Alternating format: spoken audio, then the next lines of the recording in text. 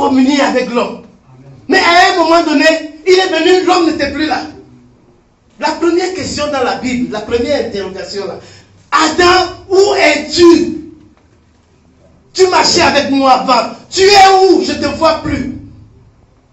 Et c'est cette question-là interpelle quelqu'un ici aujourd'hui. Dieu demande où es-tu?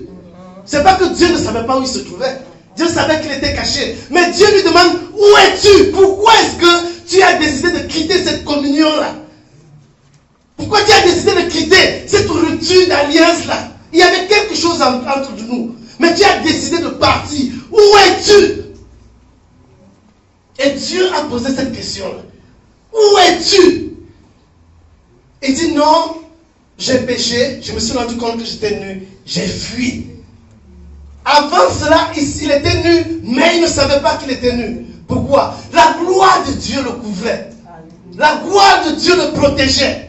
Maintenant, quand il a fait provoquer la rupture de l'alliance, il ne pouvait plus marcher avec Dieu. Cette gloire a été enlevée. Il s'est rendu compte que non, il n'était pas bien. Est-ce que vous vous êtes rendu compte? Les animaux sont nus là, ils n'ont jamais honte. Vous avez déjà vu un chien qui a honte? Ou bien un singe? Ils sont très à l'aise dans leur situation. Mais pourquoi?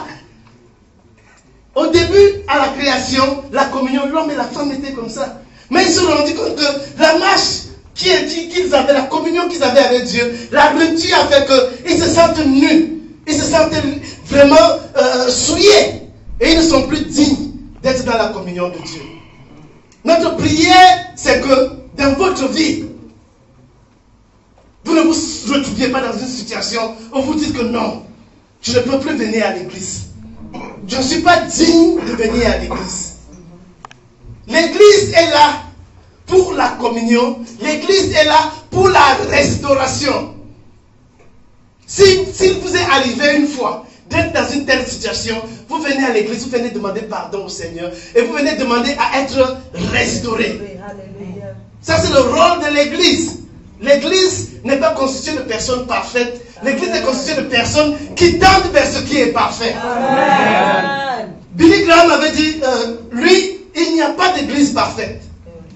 S'il y a une église parfaite et que tu rentres dans cette église, automatiquement, elle va devenir imparfaite. Mais la chose la plus importante, c'est notre relation avec Dieu. Et la relation avec notre Dieu se fait par la foi. On marche avec quelqu'un qu'on n'a jamais vu. On marche avec quelqu'un en qui on met notre confiance sans l'avoir vu. Et la foi, c'est quoi? La ferme assurance des choses qu'on espère et la manifestation de ce qu'on ne voit pas. Ceci est important. Si nous avons un défi, si nous avons un problème et que nous venons dans la maison du Seigneur, nous venons mettre notre foi et notre confiance en lui pour être délivrés de ce problème et pour être élevés. Et c'est pour cette raison qu'à l'introduction je disais, on est sauvé continuellement.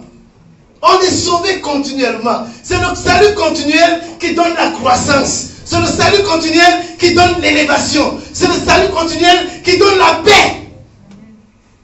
C'est le salut continuel qui donne la véritable joie. La véritable joie se trouve dans le Seigneur. Quelqu'un peut avoir la joie parce qu'il a gagné le loto. Il a gagné 1 million d'euros. Il est dans la joie. Mais c'est pour un temps. Quelqu'un peut avoir la joie parce qu'il a trouvé une belle femme. C'est pour un temps. Quelqu'un peut avoir la joie parce qu'il a gagné, il a eu un concours, il a eu une bourse, il a eu un visa. C'est pour un temps. Ce n'est pas la véritable joie. Parce que ce n'est pas l'objectif. La véritable joie se trouve dans le Seigneur. Parce que la joie de l'Éternel est notre force.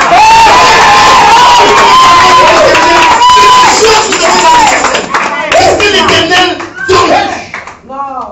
Marcher avec Dieu est possible. Il est possible de marcher avec Dieu. Si quelqu'un vous dit que vous ne pouvez pas marcher avec Dieu, dites-lui c'est impossible. Dites-lui qu'il est menteur. Dites-lui qu'il est le père du mensonge. Amen. Dites-lui que Satan et sa belle-mère lui ont donné ce conseil-là. Et il faut le détourner. Vous savez qui est la belle-mère de Satan? C'est Jézabel. Amen. Il est possible de marcher avec Dieu. La première condition pour marcher avec Dieu, c'est après notre salut,